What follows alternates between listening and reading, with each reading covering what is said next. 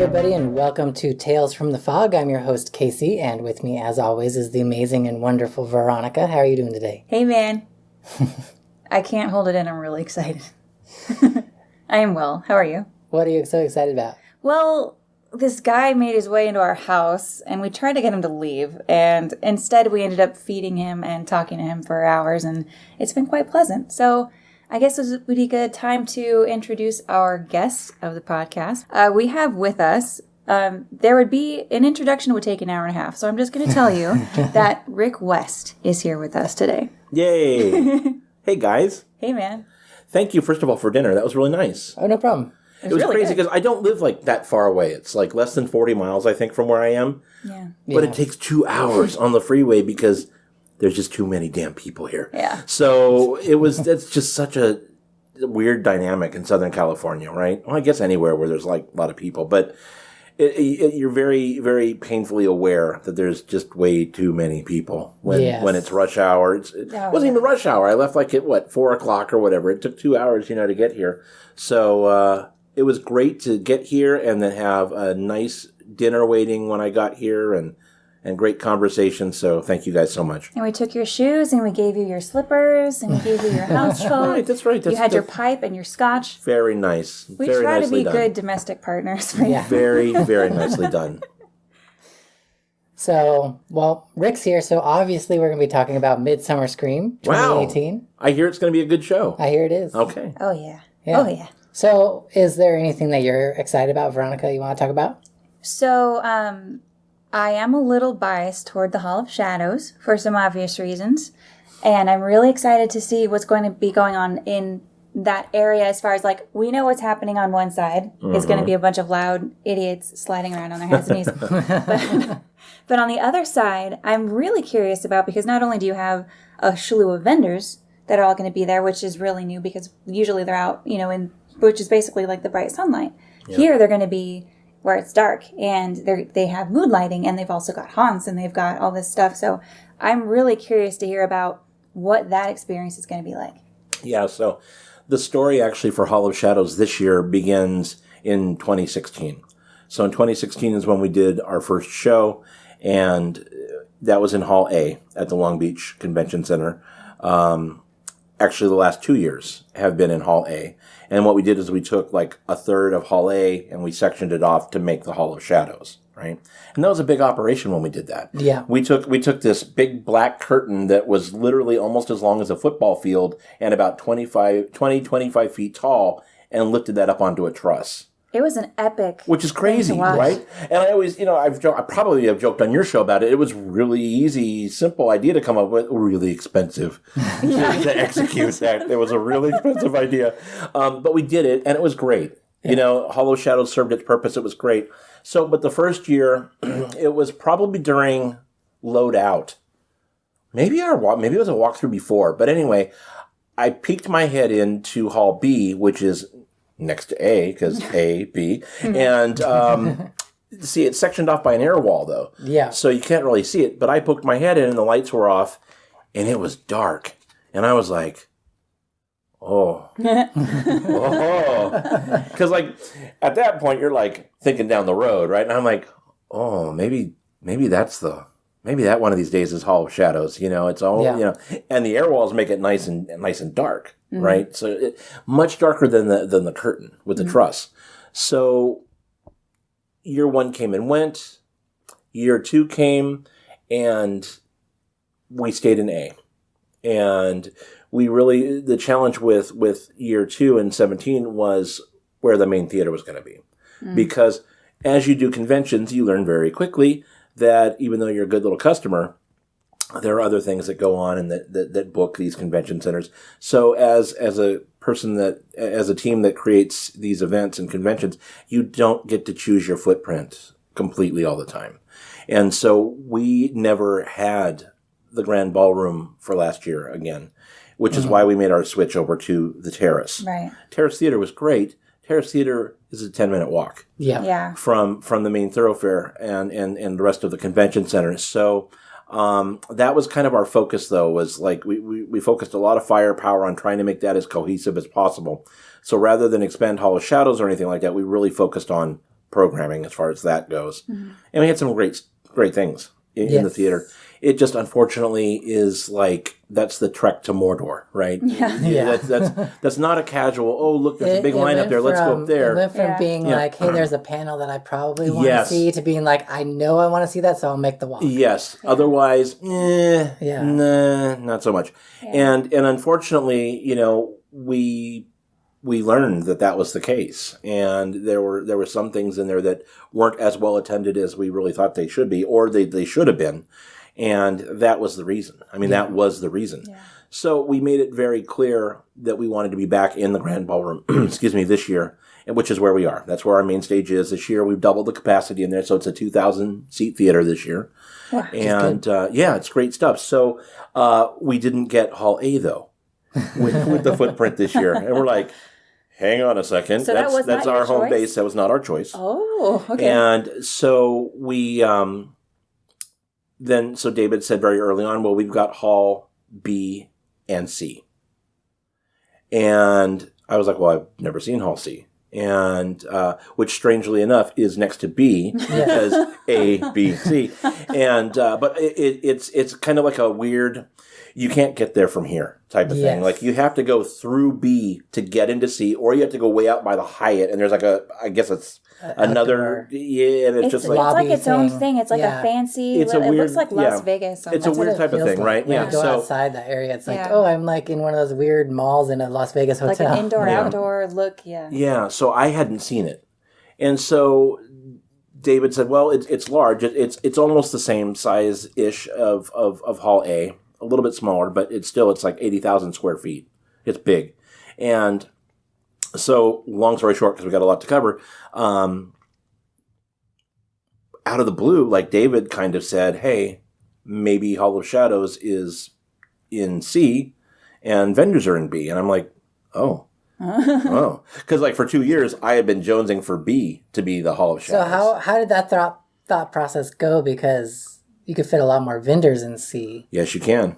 But so what was the deciding factor in putting Hall of Shadows there? I think the deciding factor is because Hall of Shadows, and we'll get into this more, Hall of Shadows is so unique to Midsummer. It's a major component. Mm-hmm. Yeah. In a lot of cases, and I'm not just saying this because it's like my baby, but it's one of the main reasons that a lot of people go, is to see what's going on in the Hall of Shadows. It's those haunts. It's the haunts. It's the live entertainment. It's you guys. I mean, it's everything that goes on in the hall.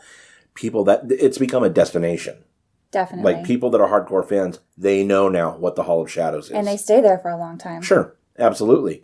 And so I think the thinking was we could just do a lot in here. And then of course David said, well, we could also overflow some vendors into the Hall of Shadows. And that's where I was like, wait, what? Wait a minute now. Now you're encroaching in my area. You got encroaching on me. But so what we did decide though was, we could have vendors in there, but they have to be handpicked to fit within the Hall of Shadows. Right. So no booths with bright lights. You want to have props that are maybe in their ambient lighting. You want to have masks that light up. You want to have vendors that are really going to be at home in the Hall of Shadows. And everything that had downlighting. I think each of the booths has like 2 15-watt bulbs or something that are positioned facing down. I was assured that there wouldn't be any like this light spill. The light pollution. Like when you're driving to Vegas across the desert and suddenly there's this big bright light glowing on. I was like, I don't want that in the hall. That can. When you're in the hall, it's dark. It's got to be dark. So we can't use the Luxor light. No light beams. Nope. Oh, crap. Nope, none of that. But that'd be kind of a cool trick. But anyway, so I was like, okay, well, let's just go with C. And we kind of like agreed on this as a group before I even saw Hall C.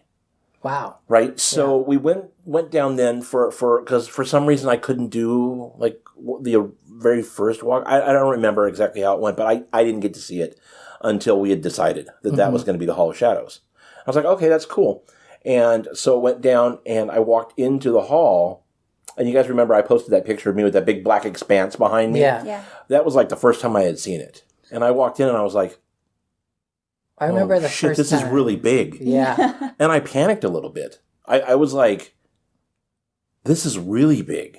Like, what are you going to put in there? Yeah. And I'm like, this is more than just a few haunts. It's one of those things where like when we walked through in it the first time, on the last walkthrough, it's almost like you get that vertigo feeling, but horizontally. It's big. Like, you just see how big it expands in front of you, and you're just like, wow. Well, like we were joking, like you could fit a theme park in here. Like you genuinely could fit a theme park in there. It's pretty gnarly. It's gigantic. It's almost unfathomable. It's just very expansive. So I'm walking through there going, so people know that I'm tied to this. And I'm like, if it's not awesome and it sucks, oh man, that's my ass kind of. It's like, you're only as good as your last show, right? So but that kind of forces you to level up in a way that would have been natural anyway. Like it was at that point where it was ready to grow and, kind of go from well, B would have been a nice growth spurt for me, but I mean, we went straight to C. An extra 40,000 square feet. Oh my God, and it's huge. It's really big. And I did, there was that moment of panic where I was like,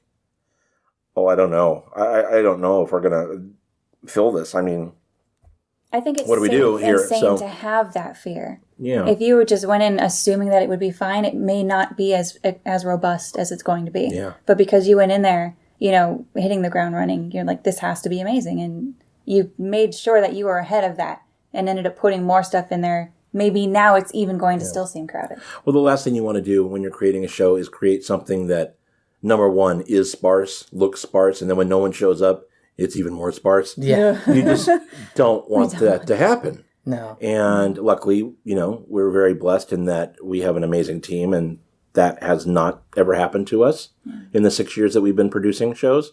And so we're like, okay, well, we're going to do this.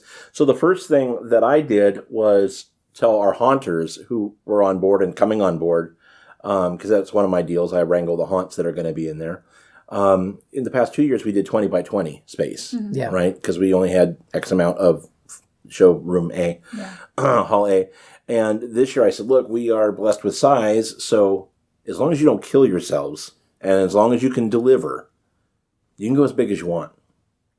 And every haunt in there is like well beyond 20 by 20. I mean, there are some big, big haunts I'm excited that are coming for that. in there. That's fantastic. It's pretty gnarly. Yeah. And then we have you guys. The K Brigade's going to come back. Of course, you have the runway like last time. Expanded viewing area on both sides so it's not bottlenecked. So that'll be great. Yep. That will be nice. Yeah, it's going to be awesome. Multiple points of entry there, so you're not forced to cut through anything. And there are, and so going into Hall of Shadows, there is one main entry. And we'll talk about that in a second. There is the main entry with the big facade and everything. But there are two others also. There's one kind of towards the back, kind of like if you go to where, well, you're not going to know because you don't know the map. But in the back of the in the back of the show floor is a section we call Cafe Elvira. Yeah. And so that's where Cassandra Peterson's going to be the weekend. And surrounding her are all the different vendors that have her license, that are selling like her Elvira stuff. Cool. And then there's a food place back there that we're renaming actually Cafe Elvira. So it'll be a whole little thing back there. And then also further around, there is one more entry point into that weird like hallway thing. You said that. And so there will be 3 points of entry into the Hall of Shadows. So the circulation will be good. There are no bottlenecks that we can foresee at this point in the plan. But yeah, I mean, so going into the Hall of Shadows, one of the earlier questions was, what's the theme going to be as far as the facade? So Cal Haunts, which is an amazing group of home haunters. They are. Yes. They're so badass. They last year did our Sleepy Hollow entry portal. And so the question was, well, what's it going to be this year? So Diane Meyer and Preston, we sat and had dinner and we talked about different ideas that their group had. And I said, well, we like this and this and this. And I said, look, this is also something that we're kind of thinking, not making it like an absolute centerpiece, but this year is the 200th anniversary of Mary Shelley's Frankenstein. Oh. So we are that is kind of the common thread that is weaving its way through the show. And Diane and Preston, they kind of lit up at that. They're like, oh.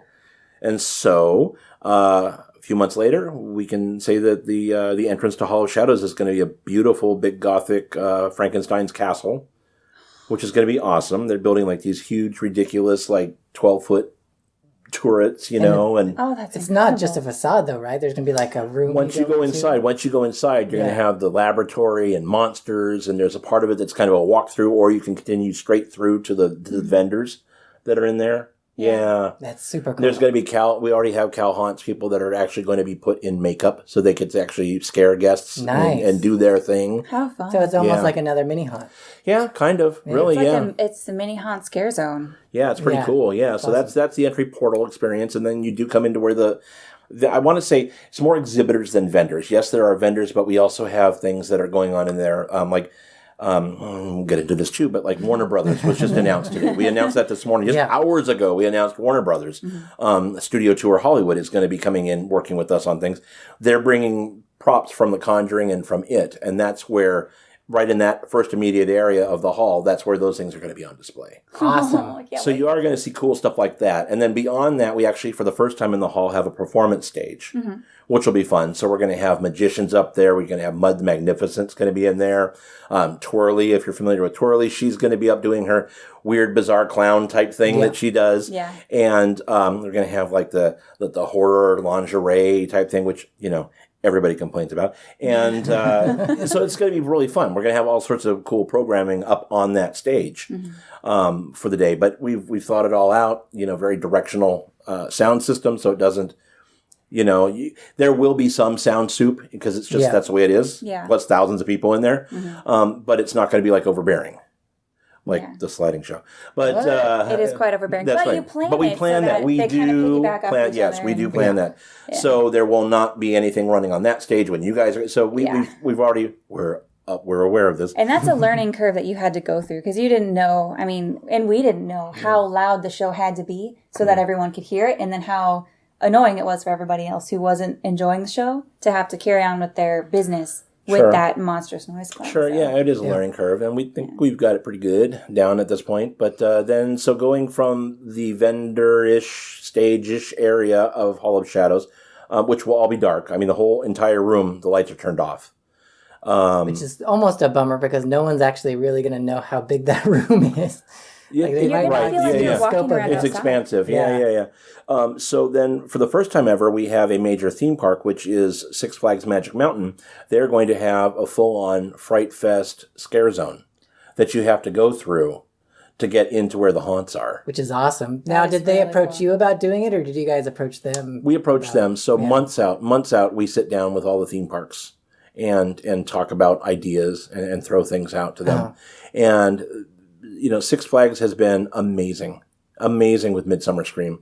And so our partners at Team Magic, hey Team Magic, they jumped on. They were like, oh, hell yeah, we want to do something like that. So they were very enthusiastic about doing that.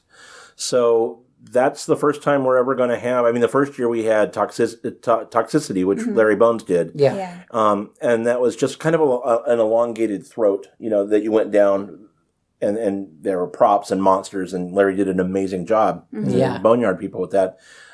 This is going to be more like when you're at Magic Mountain at Fright Fest and you wander through one of their scare zones. This is what it's going to be like. So you have monsters coming at you from every direction. There will be some scenic in there. It's going to be really great. And then Are they theming it in any particular way, or?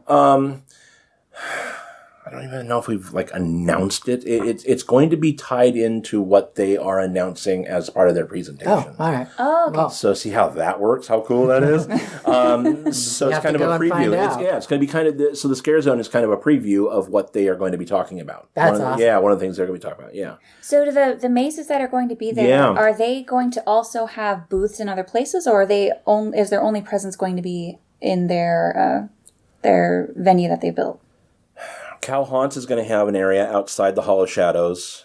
You guys, and you're not Haunts, I know that, but you guys are going to have a booth for your merchandise. The other, no, we're going to go with no, Veronica. Because I imagine, I know the smaller haunts may not, but I know some of them, like Six Flags, would have merchandise and things like that. Like, isn't there a place where they So could... Six Flags is going to have, they have a weird presence. Not like bad weird, but they have they're like kind of in multiple places.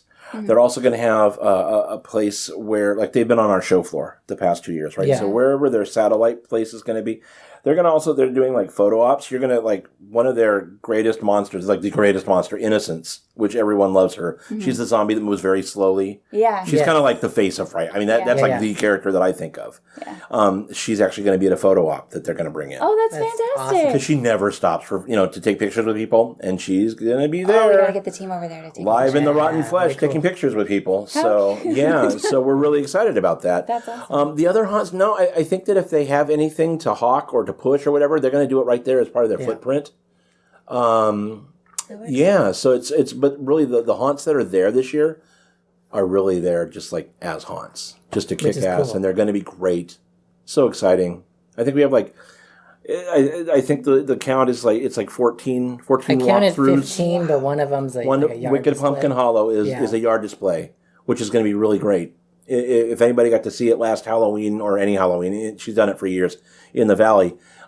It's great. It's just it's a creepy. It's like a cornfield type thing with props and everything, and bales of hay, and just really intricately carved, really cool pumpkins with fog flowing. Oh, that's beautiful. Yeah, and it's great. So much artistry there. I can't wait to see it. Melissa does a great job with that, and that's just So that is our one display that we have this year. And then we got Sinister Point's Boogeyman Express bar. So is this a real bar It's that a you can bar. get actual drinks? I'm telling you, yes. We're going to have two. So we're going to have two themed bars. We're going to have one on the show floor, which is going to be part of our expanded slashback video. Which I'm super excited to see. People love that when they saw that at Halloween. And then before, after that, people were like, wait, what was that? Well, it's coming back again. Bigger and better than it was in Burbank. It's going to be amazing. Wait, I like that. The fact that you just mentioned that there are going to be two bars at this venue was just like a throwaway sentence for you. There's more than two. Because there's more than two, but there are two themed bars. Yes. I'm usually kind of in my own little world. Is this new for Midsummer Scream to have a bar at the venue? No, we had them last year. I missed it. Yeah, I think they had them on Sunday the year. So you didn't have a themed bar though. No, we haven't had a themed bar. So there wasn't like a destination. They roll it out. So it's all done. So the convention center does all that. All right. Yeah. They decide usually when and where they're going to put the bars. Yeah. Yeah. So that's kind of like that. That's their deal. Gotcha. And it was kind of funny. It was a learning curve for them too, because we said, year one, we were like, there's going to be a lot of people here. And they're like, okay. And they're like, no, but it was just like minimal food and beverage. They ran out of pizzas. And the first day, and they're like, oh shit, there are a lot of people here. And I was like, we told you, we gave you. And so the next day we saw some more bars show up, and then definitely like the next year, then there were bars. And And so this year, and they're being really cool about letting us theme them. So Slashback Video is on the show floor, and then inside the Hall of Shadows, Sinister Point is going to be, and it's cool because it's like a giant big black box that has a big Sinister Point wrap on it. Yeah. And for the theming and things like that, you got to go inside to see what they're doing. That's pretty cool. It's like a mystery box. Yeah. And we know that they are really good at theming, especially when it comes to detailed stuff. Jeff and his team are great. Yeah, they're awesome. And it's going to be wonderful. And I'll have to go in there a lot, for quality control. Oh, of course. Yeah. And to get a break from the noise, to be surrounded by more noise. Yeah. No, it's going to be great. So we're really excited about that. Are any of them doing a Rick West or Midsummer Scream themed drink? We haven't even gotten that far. So like last year, that's a good question. Last year, I think that we did have. My God, I think we did have a couple drinks that were themed, with names that we fed out. But we haven't even done that. Yeah. So they need to come up with the Jawa. Oh, that's right. The Mighty Jawa. They need the Mighty Jawa. And they need to have something. We'd probably call that the Black Cat, though, right? Black Cat. The Black But Cat. they've already got the Black Cat Lounge, which I know is keeping there's ahead like of it. 20,000 people that don't know who the hell Jawa is, so it's one of those things. Now, I'm biased. I really like catering to very small groups of people. It would be a very small group of people, but a very dedicated. Everybody that is on Periscope will really love that a very drink. dedicated. I like group to of reward people, right? those who put in the extra effort and learn that little bit of extra something. Yeah. So the hall is looking really great. It's one thing I did want to talk about really quick that is very interesting to me as somebody that's been around haunts for a long time. We have two home haunters. We have Sam Kelman and we have Aurora Persichetti. They are doing two really anticipated mazes. We have Sam doing the Donnie Darko experience, and we have Aurora who's doing the Trick or Treat fan maze based on the film. Both of them are very young haunters. Aurora just turned 21, and Sam is the ripe old age of 15. Wow. And so the stuff that these guys do is so above the curve, so far ahead of the curve, that I'm actually on Sunday going to have a panel talking about next generation haunters with the two of them. And I'm going to sit and we're going to talk for an hour about what the hell's wrong with you? Why are you so talented? Why are you so damn creative at this early age? And where in the hell are you going? Because we are literally looking right at the next John Murdy, John Cook. We are looking at the next generation of haunters. And I think it's very important to talk about. But it is very interesting that the two youngest haunters in the hall are both have gone IP. And it's kind of indicative because, we see these people growing up in theme parks where every attraction now is based on IPs. Yes. Yeah. So they're pulling from what they know, from what they've learned in themed entertainment and bringing it to their own, No longer is it just enough to do Uncle Ernie's Gore Shack, type of thing. It's got to be, it's going to be Donnie Darko. It's going to be Trick or Treat. And the fact that they do them really, really well, like better than a lot of quote unquote adult longtime haunters, these guys, the stuff that they've done is just mind blowing. And so I'm really excited. I'm excited to have everybody in the hall, but to see these two just really kick ass is going to be really exciting. I know that Universal, I've had several talks with people at Universal Creative. They're all very well aware of Aurora's Trick or Treat Maze, and they're all coming to look at it. And so it's an exciting time for the haunters because they got special eyeballs on it. Yeah. Mm-hmm. And it's a time to shine. And you know what?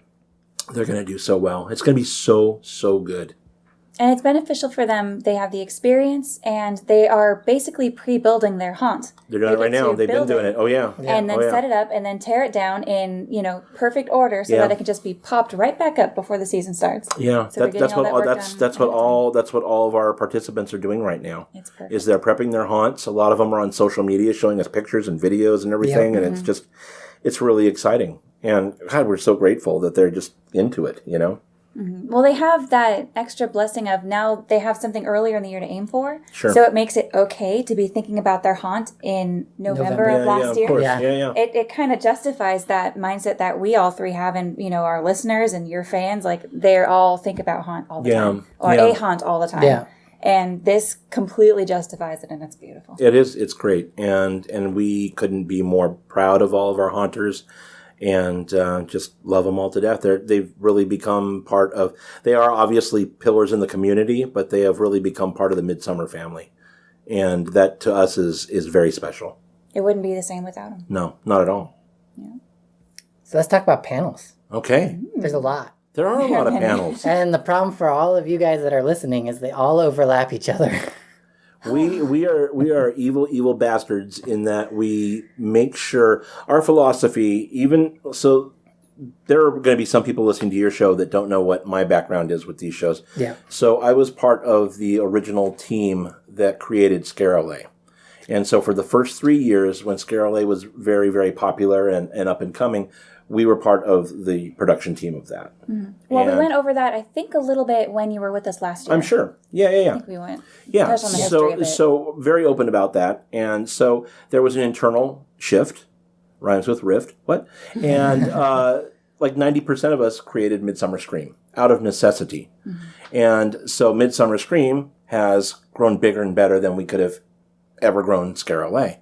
And we just took everything that we had learned for the first 3 years and just applied it and embiggened it. Mm-hmm. And it's been incredibly successful because all the theme parks came with us. I mean, everybody was just so right on about our vision for what we wanted to do. They were like, of course, we're going to follow you into the trenches. We'd do whatever. And it was really great.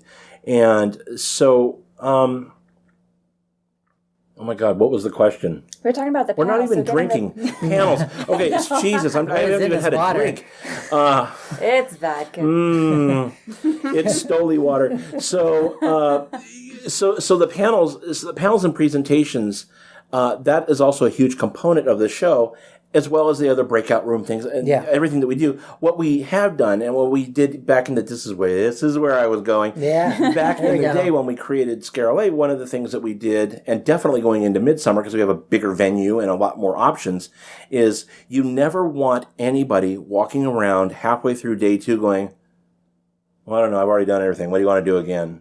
No, I don't know. I didn't. Yeah. You'd never want that. Oh, no. You never want people to buy a weekend pass and say, I only needed one day. You know, if you do that, then you have no business creating shows. I mean, because you want people to leave. You want the same frustration like if you went to Walt Disney World and you had 2 days.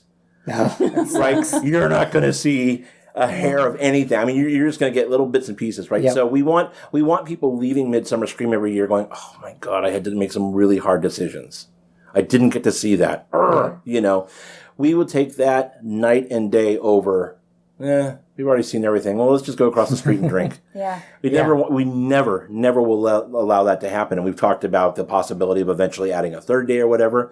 Well, guess what? The third day will be just as packed. So it's not going to alleviate any of that. It's going to make it more maddening and more exhausting. Yep. And more expensive for everybody. Yeah. So we just, you know, it's one of those things where, yes, we very purposely program the shit out of it because you never want you don't want Sunday to be the lame duck. Well, these were all Sunday has some amazing. These were all of our second-rate ideas. Let's just put them on Sunday because nobody comes anyway. No way. That's the Of course it is on conventions. Of course. I'll just read you guys off the panels that you're going to have to choose between. Ooh, go ahead. All right. So on Saturday, we're starting off with a bang with the Not Scary Farm panel right out of the gate. Wow. Then we're going to do the Hollywood Goes Immersive, which is all about the Hollywood production teams that are using immersive for marketing, theater right? For marketing. Yeah. Oh, we were talking about overlapping with that is the 30th anniversary panel of Elvira. Oh. Overlapping with that is the Epic Home Haunts panel. Oh. Overlapping with that is the Six Flags Fright Fest panel. Then you have the Shockwave Podcast Live with Tom Holland as the guest. Oh, man. And then rounding it all out, you have BuzzFeed Unsolved panel. BuzzFeed's going to be there? Yeah. I feel like you told me that before. I think I did. And I was equally surprised. And then on Sunday, we're starting off with Trapped Unlocked, which is going to show the very first video footage of the Trapped Maze at Knott's. Yep. So cool. First time ever. Overlapping with that is the Queen Mary Dark Harbor panel. Oh, no. Then we have actually a really cool panel that sounds really awesome. It's the LGBTQ in horror panel. So it's all about how the community is represented in horror. Oh, wow. Which is really awesome. That is awesome. But overlapping with that is the Warner Brothers Studio panel, which Rick talked about Which earlier. we just announced. Overlapping with that is the Hocus Pocus panel. Oh, my gosh. And then we have the Immersive Horror, New Trends Outside the Box. And then ending the Sunday panels is the Universal Studios Halloween Horror Nights panel. So you guys have a lot of tough choices to make. And I think, who am I? So I'm on Sunday. Did you get me in there? It's the Next Gen Haunters one? Yeah, you're Who am I overlapping with? You're overlapping with the Warner Brothers Studio panel and the Hocus Pocus panel. You're smashed in between them on the other stage. See, I got myself. Wow. So you're gonna have to be late to your panel and leave early for your panel. See? Man, I'm telling you. Welcome to the party, man. Cruel bastards. So what about we are. Bizarre States? Aren't they doing something? They weren't on the calendar yet, so I don't know if the time slot has been scheduled. Or are they doing? There are some doing gaps. There's some gaps on the calendar which may not be up yet. Okay. They're on there as announced and doing something, but they're not on the calendar. That is one component. That particular brand. That's one thing that I don't deal with.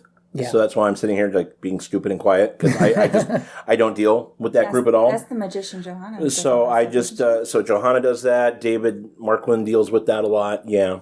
We also have and at the same time let's talk about panels. Okay. Right. So we have the theme parks. Yes. Doing their thing, which is always great.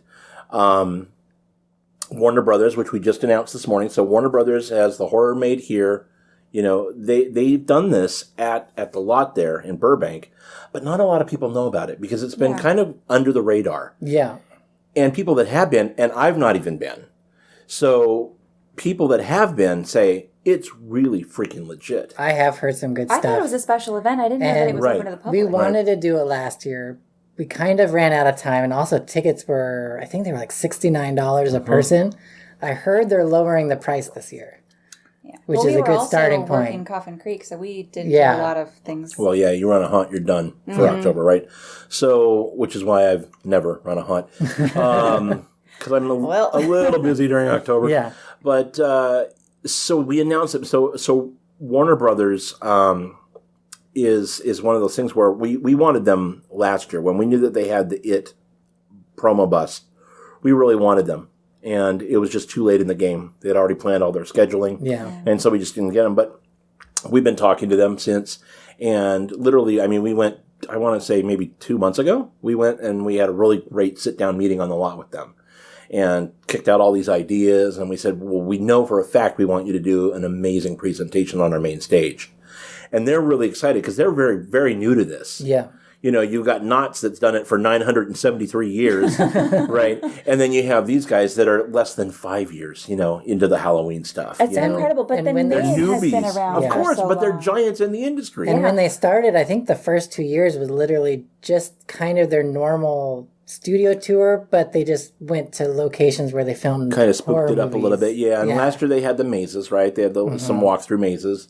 And this year I know they're greatly expanding on this. I really think what's going to happen is they're going to start to go head-to-head with Horror Nights. I think that is probably their end game. That would be ridiculous Well, to have from two the- studios That's going amazing. head-to-head. Right? From the The fans production win. quality that I saw on YouTube of their mazes, they were right up there with Universal. I Oh, yeah. some Well, that's amazing- what they do. They're a movie studio, right? Budget. Yeah. They've Yeah. got the resources. They're a movie studio. Yeah. So we talked to them and they were hesitantly excited. And I say hesitantly, not anyway.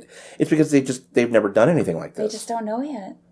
They have no idea the love they're going to get when they take to the stage. sweet I think and their endearing. panel is going to be like the dark horse. They're just going to be so surprised how packed. I would place that bets on place that. is, I would yeah. place bets on that. They're going to bring it, and they're going to. They announced a lot of stuff. They just had a press release last week announcing that they're returning and that it's expanded, and they named some of the stuff they're going to do. Yep.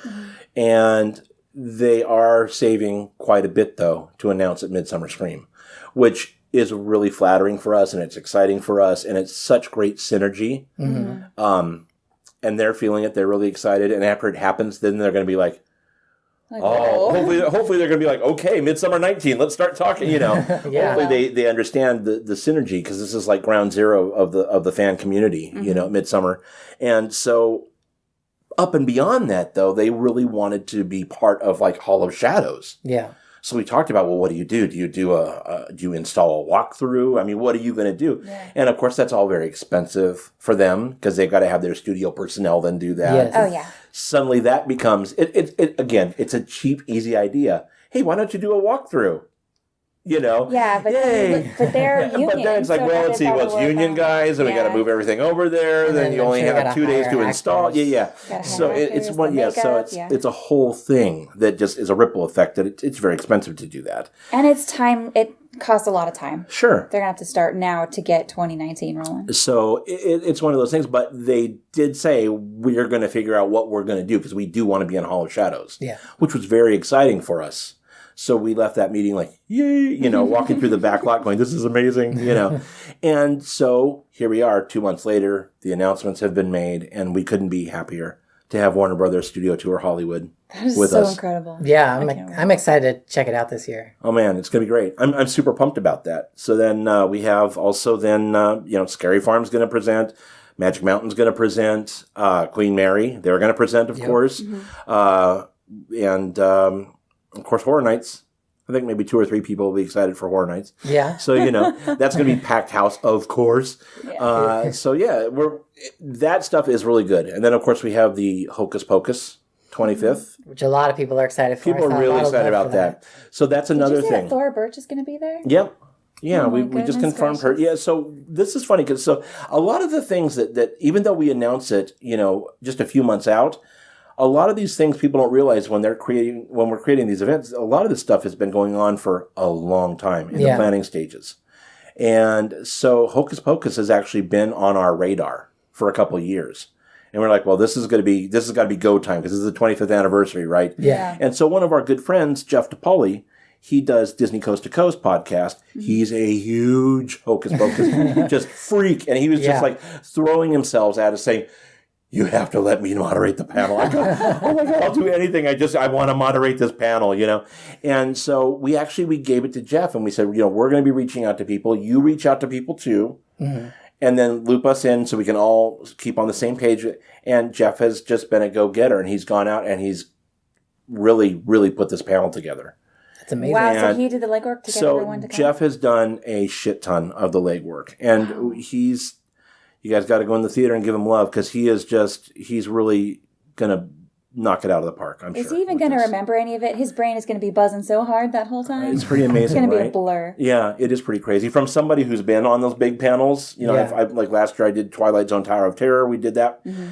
It is a blur. And then you go back and you listen then finally to, the podcasts that have it, or you watch it on video and that's how you experience the whole thing. Yeah. That's how I experience the whole thing. Well, you guys too, because you're doing shows. Yeah. But for me, it's the entire weekend. When you finally get there, the entire weekend is such a blur. And I think I probably even said this last time on your show. I literally spend the next couple months experiencing Midsummer Scream through podcasts, through videos, because even though I'm anywhere and everywhere, I rarely see like anything. Yeah. The only thing that Hall of Shadows last year, I made it through, I think, 2, maybe 3 of the haunts last year. Oh, man. Right? And that's my baby. Yeah. And I love that stuff. So I made it through maybe 2 or 3 of the haunts. And the only panel presentation that I saw was when Ted Doherty, when we talked about this, when Ted and I, we created this Not the Haunt 45 presentation. Very early on when Ted and I were talking about this, he was like, dude, so you're going to sit and watch this? And I was like, oh my God, wait a minute. That's the end of the show. That's like that's the end of the show on Sunday. I'm going to be like walking around closing down Hall of Shadows and stuff. And he's like, dude, you've got to watch some of it. And I'm like, oh my God. So you know what? When it came time to that, I was like, first and foremost, we're all fans. Yeah. This is never going to happen again, this Haunt 45 panel. And I said, you know what? This is how I'm ending my Midsummer Scream. And so for 90 minutes, I was unreachable, and I sat there and watched the entire 90-minute presentation. And that is a luxury that any of us are rarely afforded. And I was just kind of like, I'm doing this. Yeah. I'm doing this for me, because this is the one panel that I really, really want to see and will feel forever horrible if I don't witness. I mean, isn't it in a way the reason that everything that we love so much, that it even exists, of course, is because of everything that happened in that 90 minutes. Yeah, it's pretty amazing. Yeah. Yeah, and I thought, no way I'm missing this. There's just no way I'm missing this. So, yeah, there are those moments. So, yeah, Hocus Pocus is going to be great. Even, our Stage 2 presentations. Like, Josh Quillen is doing Epic Home Haunts, which everybody is so excited about. Yeah. This is the haunt documentary. This is the haunt documentary that everybody has been waiting for. This one is the real deal, and it is going to be so damn good. And he's teased it. He put the teaser up, which everybody loves. Which is awesome, yeah. He's going to show the first full-blown trailer at Midsummer, which is going to be great. Wow. And then he's going to have 2 members from each of the 4 haunts that are represented in the documentary on stage, talking to him about, making this, documentary. That's and cool. So it's going to be really great. That's going to be another just like must-see panel. That's going to be really good. Mm-hmm. Yeah. Then, like I said, I'm going to have my next-gen haunters, with Sam and with Aurora. Mm-hmm. That's going to be a really fascinating discussion. And there's a couple things that we haven't even announced yet. And it's just crazy pants. Yeah. It's awesome. Yeah. Fun. So what about the show floor, the exhibitor floor? Is there anything out there that jumps out as something that's going to be memorable? Knott's is creating a really big display. They always create it. Right. So last year was gnarly because they had the barn and all that stuff. Yeah. This year it's even bigger. Wow. This year it's even bigger. And, logistically, I haven't talked about what I can talk about that they're doing. So I guess we'll keep it a secret. You're almost there. By the time you guys listen to this, you're just weeks away. You'll just have to come see. But no, it's really cool what they're doing, because it's not only a display where you can meet monsters and things like that and take pictures. Operationally, it also is going to serve a purpose. Oh, excellent. For them, which is cool. Really, really great. Good. So you're leveling it up to more than just a photo op. It's actually going to be a thing. Yeah. It's going to be a thing. So that's really good. Like I said, we have the Cafe Elvira section, which is towards the back of the show floor. That's going to be great. So Cassandra Peterson's going to be with us this whole weekend, and awesome. Which is really great. And she loves doing Midsummer. We love having her, and the fans love it. So it's a great mesh there. And so she's going to be surrounded by all the vendors that do her, that have her licensing. Mm-hmm. So the jewelry, clothing, likenesses, whatever. Mm-hmm. It's going to be there. So we're really excited to have that. Dark Delicacies. We gotta shout out to Del. And so they're wonderful people. They've been fantastic supporters, and they're going to have a great thing. Of course, Larry Bones is going to be there with Boneyard doing their thing, and then he's big been photo. Really hitting the social. Hell yeah, he's been pumping that out, of course. So we love him and Cheryl, and having them there is really exciting. Covenant FX. I mean, the list goes on and on. We have over 250 vendors on the show floor. Wow. Which that's a lot, right? And each one of them brings something truly unique and special. Yeah. And their own perspective of what the haunt world is. Talk about, it's a little bit of a sidetrack, but two people who are now just blowing up to gigantic proportions. Sinister Point has their giant haunt coming. But Larry Bones has like a whole little haunted theme park he's building with a bunch of mazes and stuff in there, which sounds amazing. Yeah. No, it's really interesting to see the haunts.